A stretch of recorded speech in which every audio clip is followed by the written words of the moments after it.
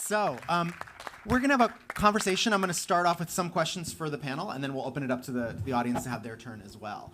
Everybody's here, great. So I'm going to start, Ruth, with you, and with, if you can just give us a little background about when you started, how you started, like what inspired this, what brought this project together, and sort of how long it's taken to get to this point. Sure. So 99% of the projects I work on have to do with women or feminist projects, and I was working on a project about lady wrestlers, a second project about that, fiction project, and then the election happened. And as much as I love those characters, I had to put that away for a little while. I met Liz in 2012 at Netroots Nation when her book came out, and really loved her book and had been watching her forever. And as I was crying after the election, I saw her on TV, and I said, oh, that's how I'm going to get through this. I'm going to follow, I have to call her first, right? But I'm going to follow them. Because a lot of people follow me without calling, and it's not that fun. Those people. I called her, I stalked her for about 4 months. No, but so what happened was, I really thought that a really important aspect of the reproductive struggle needed to be told, and needed to be told through their eyes, because things were about to get a lot worse. And so I thought that I wanted to make a film about Lady Parts Justice. It started out as a fiction, as a documentary feature, and then after going out on the road with them, which I'd love to talk about in a little bit, it sort of lent itself to being a series. So that's what happened. Great. And Nicole, so I contacted Liz, and Liz talked to Nicole. I think Nicole had just talked to Liz about, maybe you should do something like this. So talk a little bit about that. So when you're approached, what was your thought about, like, what were the parameters for this for you? What were your concerns? What did you really want to accomplish with this project? I think we got an email at that time when right after elections, we were like, we want to do something visible. So doing the march and doing the activist fair was a part of it. And then to have someone approach us and say, hey, we want to document this in a larger way for a larger audience was just kind of like right on time for us. And Liz was totally down. We've been, that's what we do. We do videos, we do media work, we do social media work. So this was just another perfect extension for us to share our work. And I just want to say, Kat Green is here, who is my managing director and partner. And Kat Green. And so, we really wanted to get the word out, but it's like I'm not very trustful of anybody who wants to follow around anybody who's going to clinics and doing that. And you'll see there's one episode where I almost pulled the plug in the whole project, because for me it's vitally important to honor the work of these clinics. And when we go out on the road, and like it's real, like when we go to these places, they're stunned that anybody shows up to do any fucking thing for them. And so when they say we're uncomfortable having a film crew, that has to be the last word, right? And so if that's not honored, there's not 17 other organizations who are going to come and make sure these clinics are okay and help grow their activist spaces. We're kind of it. There ain't, unless you have seen many, many documentaries about comedians traveling around the country visiting abortion clinics. So most of those are sadder. Yeah. So it's just super important for Kat and I. We just wanted to make sure that somebody honored the work of these people. And also, we have this complicated two-organization system. If you know anything about nonprofits and politics, we are two organizations. We are Lady Parts Justice, which is the one that says, fuck you, politicians, by name. And then we're Lady Parts Justice League that says, fuck you, issues. And then you can get a tax deduction if you donate to the fuck you, issues part. And so it's like a whole thing. So yeah, it's a mess. But, yeah. So there was a time that they almost got rid of me, and it's in the series. I'm not at my best. I'm sure that's not true. But if you could tell us a little bit about sort of, you said like you were going to start as a feature, but it turned into a series. So talk about sort of approaching this project as a series, like what that does in terms of the scope of it, the structure of it, and sort of coming up with how you're going to have individual episodes and what are they going to be. We've seen 2 of them and a little snippet of number 2, but what can we expect overall? So we followed them for 2 years from the 2016 election to we shot on election day 2018. And we go on the Magical Mystery Tour, which was a 16-city tour, and through the battleground states of the Midwest and the South. We go to Politicon. We film here in New York a fair amount. So right now, as a series, we're really agile. So if you were a broadcaster and you wanted to put me on Facebook, for instance, and you wanted these episodes to be 12 minutes, they would be 12 minutes. Right now, they're structured at 24 minutes for a half-hour TV half-hour, but they could be. We're really agile because this is a really linear story, and so that's what we're prepared to do. And one of the reasons why I approached you and wanted to send it to Doc NYC was because this is, even though it's shot. We are agile in terms of how we can present it for a broadcaster, and so because this is so important and so timely, sort of like it was timely when we started it. It's horrendous now.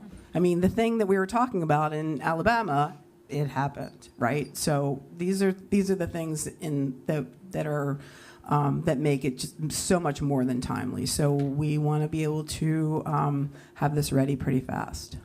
And I just want to do just one more real quick. Just, you kind of referenced it jokingly right now, but, there have been other films dealing with trap laws, et cetera, but this is bringing comedy to it. And that's, I think, a super essential, obviously an essential aspect of what you guys are doing, but it's a super important aspect to get different kinds of audiences to sort of be aware of what's going on and to sort of engage with it. Can you talk a little bit about that balance, that balancing act of kind of having the comedy in there, but also really pointing out those statistics and pointing out those horrific things that women are going through just to be able to have the choice to do what they want with their bodies? Is that a me question? That's anyone who would like to take it. But Liz, what was the question? You were like, comedy activist. Oh, well, okay. So my favorite comedian is George Carlin, and he formed all of my sensibilities for politics and religion. Like, my mother would try to force me to go to Sunday school, and I would be asking questions, and they'd call my mother and be like, can you tell her to stop asking questions? She's riling up the class. So when I got into comedy, I was like, hopefully one day I would be able to do comedy and activism. And then one day a friend was like, I have this friend, Lizz Winstead, who wants to start this organization, and we want to have a show. Do you want to do it? And I was like, oh, my dreams come true. And yeah, so it's my dream. Is our protester whisperer. Like, she starts off her comedy act like, oh, there were protesters outside. I just had an appetizer. Good evening, everyone. Yes. That's like, so you really do it really, really well, because you will go after those protesters, and then you'll hit the stage and like talk about those protesters and make everybody laugh at the shenanigans that we see outside, which are real, but you find humor in that. It's one of my favorite things to do is talk to protesters in red states. In a Wonder Woman suit. Yes, I've done it. And a tutu. I've done it in tutus before. And an Obama caftan. But also, they like that one. This might be inappropriate to say, but it's just an example of the craziness that happens. Those men that were outside in Alabama. Oh, yeah. Oh. So the one guy that I That's was in talking to, he was very, very just like, very happy to be degrading a woman, and I was just looking in his face, and I was talking to him, and Ian noticed. He was like, he got a hard-on while he was screaming at you. Yeah, so that's real shit. So that's why I'm happy to be doing this work, kick dudes like that in the dick. Yeah. And I think for me, the comedy is what we do, and so how do you? And it's like the provider, was talking and said, we need joy. So just to bring the joy part is important, and also to be able to have a show with 400 people in a room. And then what you didn't see or you haven't seen yet in this series is there's a couple things that we do on the road. It's a formula. We do a big show, and then after the show we have a conversation like this with the local providers and the local activists in that town. And then they talk to their community about the state of reproductive rights in their state and then how they need help. And then the people sign up to help them. So we're growing activist spaces. And then every single place we go, we do one of those weird plant digging projects, or we will mow lawns, or we will literally repaint and redecorate a clinic. So we're trying to we stay in a town for like 3 or 4 days and get to know the activists in the town. And this year we're forming this coalition with all of the activist groups that we have met along the way, because we've done 2 summers of this Magical Mystery Tour. And we have a coalition of about 30 activists now who are working with each other to help facilitate. If something's happening in Alabama and they need some graphics made, we can help do that. We all amplify the problems that they have. If somebody's broke, we put out on Twitter, like, this activist group needs to raise $400 to get their thing going. And so we're very scrappy. And but through humor, you can do a lot. So it's not just even responding to the world through humor. It's using humor as a tool to gather, to get more people on board to center, especially reproductive rights. That's great. Thank you. I'd love to open up to questions. I can jump in again, but I'm sure there are plenty of questions that folks will have. Yeah, please, right up here. I know you guys do a lot to inform the uninformed, but people who maybe in this room who feel woke, for lack of a better term, what are some of the things that you feel like you're often surprised that they don't know about, or what's, you know what I mean? If you're already informed, what's something that you find that people actually don't know about? Let me just quickly repeat it just so everybody can hear. So the question is for those that are informed about the issues, what have you found are things that they don't necessarily know about that they should know?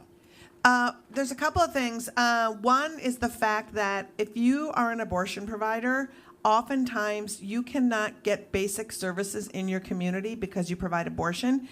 You may take you 30 times to find somebody to cut your lawn because they won't. Getting a plumber.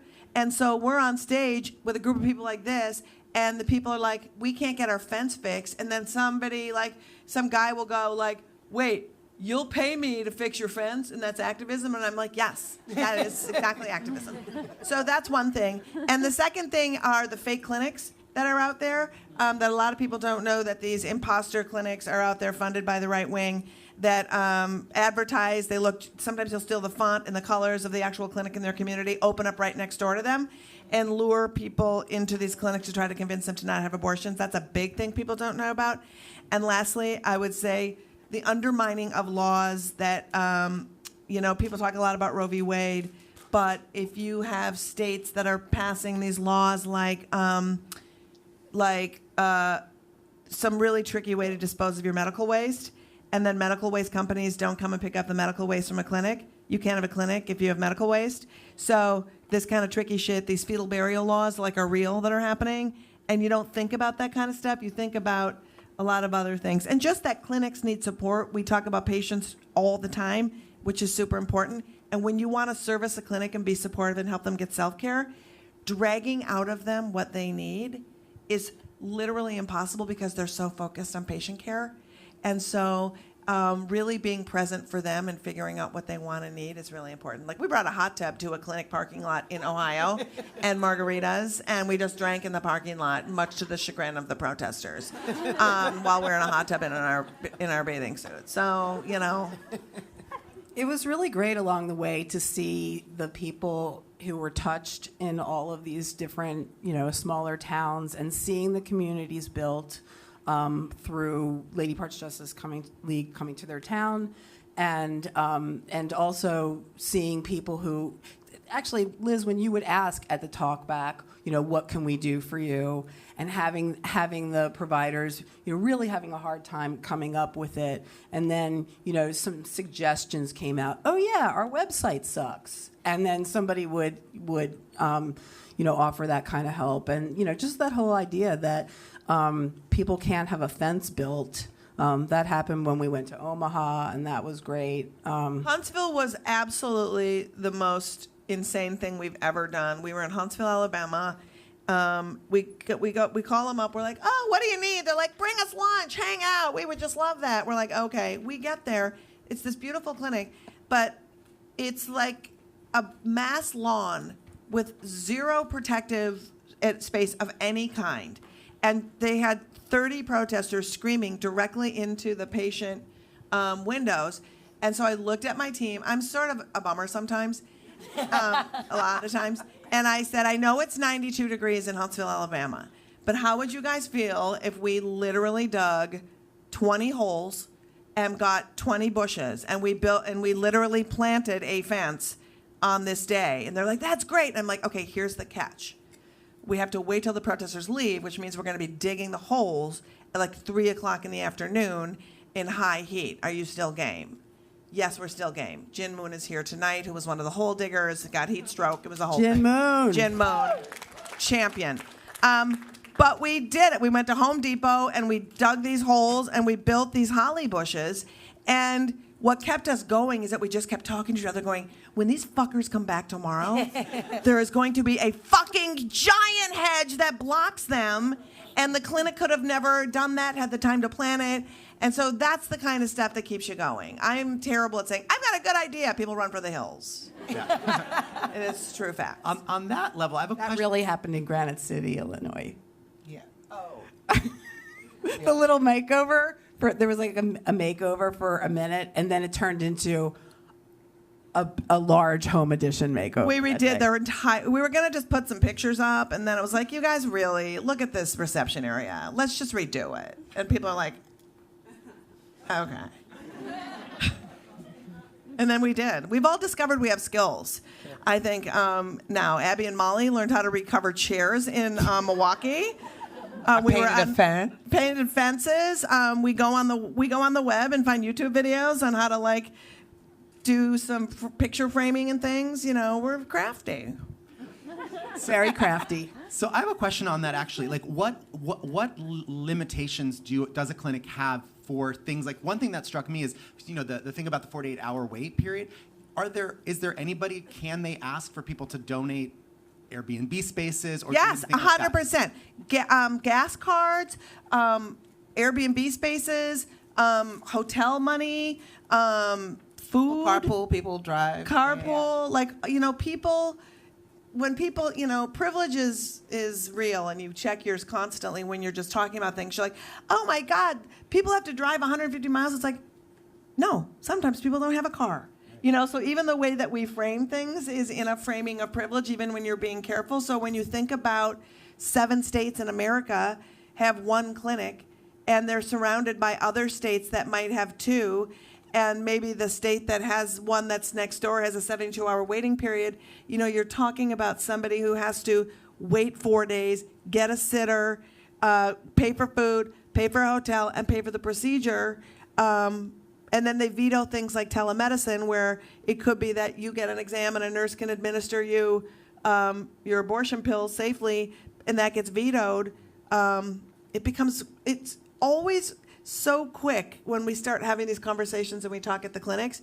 It moves from abortion into hampering the destiny of women and people with uteruses every single time. Like, I would love you to talk, Joyelle, about when we were in Mississippi, that we kind of learned this tactic that if you simply engage with a sexist man, he will forget anything that's going on so he can shame you. So what our little ploy was about getting them.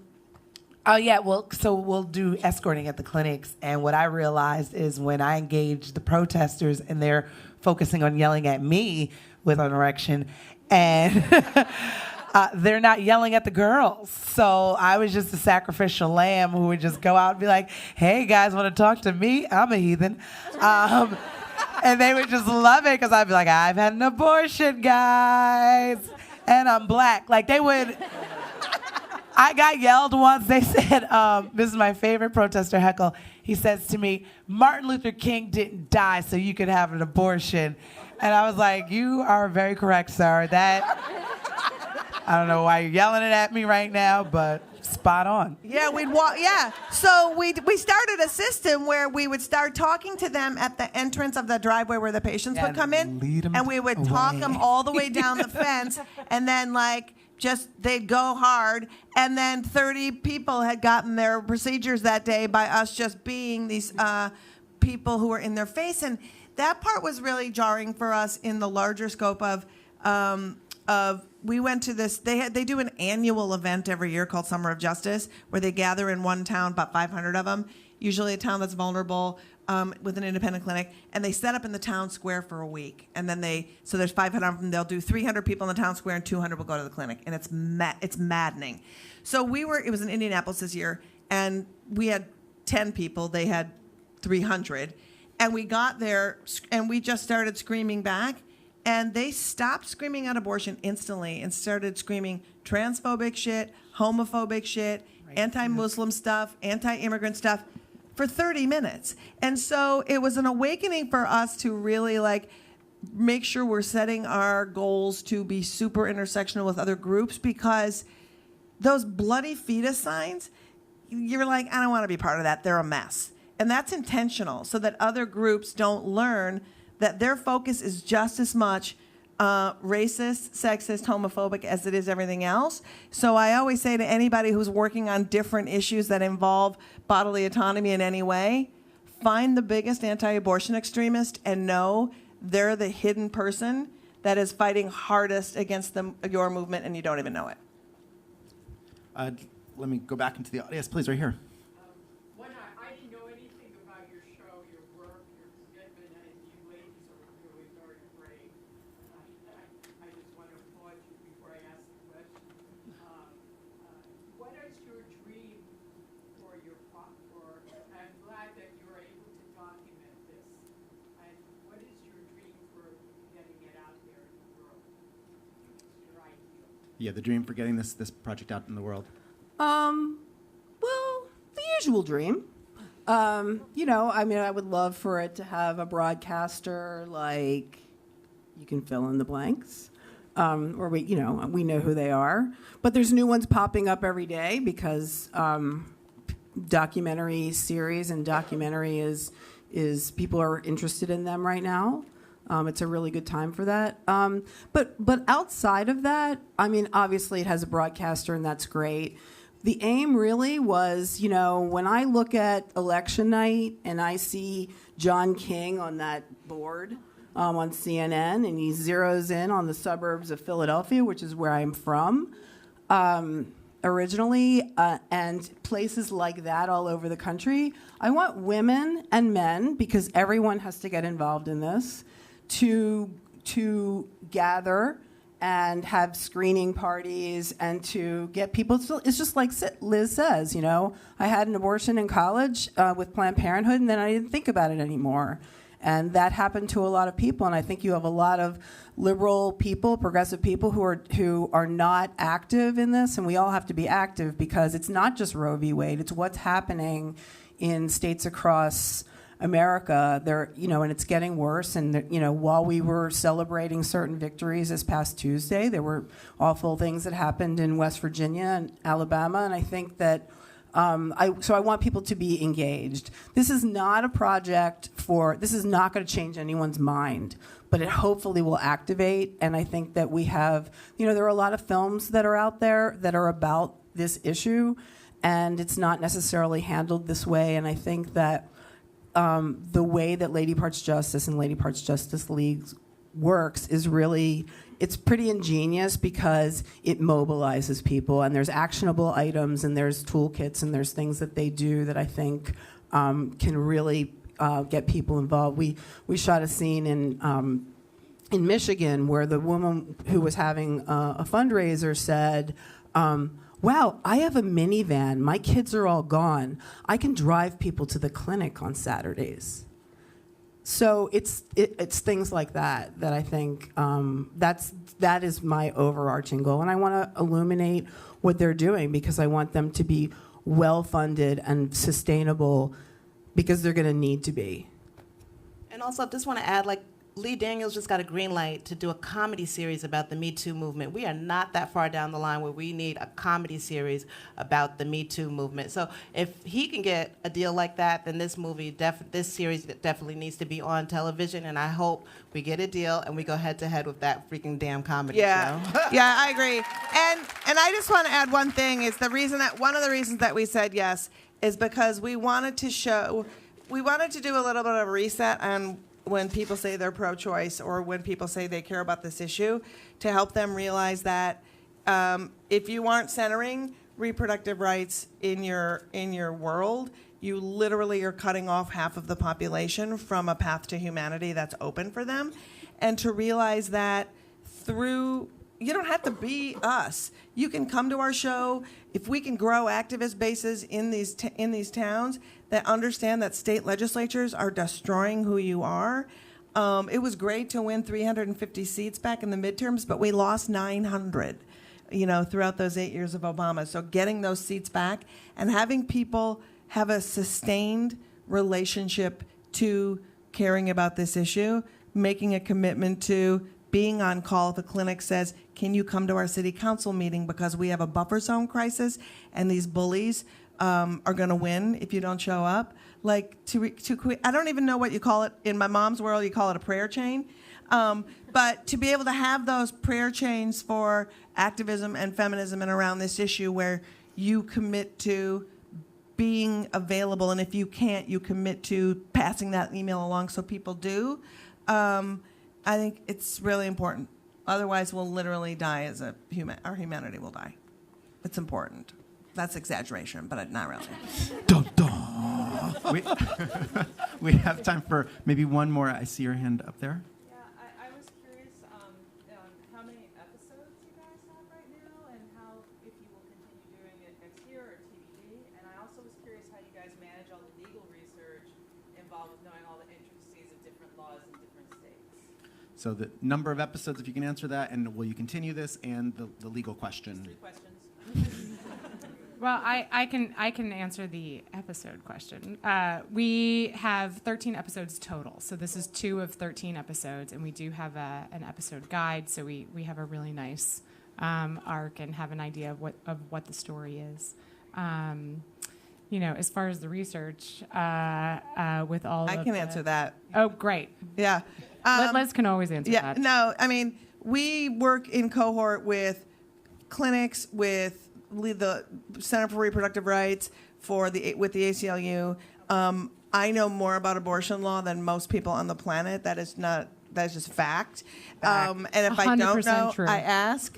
And so in all of my years of shitting on people who have a lot of power, I have never, ever gotten in trouble legally, even when people threaten, just because I actually care so much that, getting the facts right are first and foremost to me for the people I'm advocating for, as well as my own organization. So early on, there was a piece that we shot when they were making a video for the Plan B pill, and the FDA got the information wrong, and they were about to release it, and so Lady Parts of Justice scrambled Kat, Jesse, A Crazy Weekend.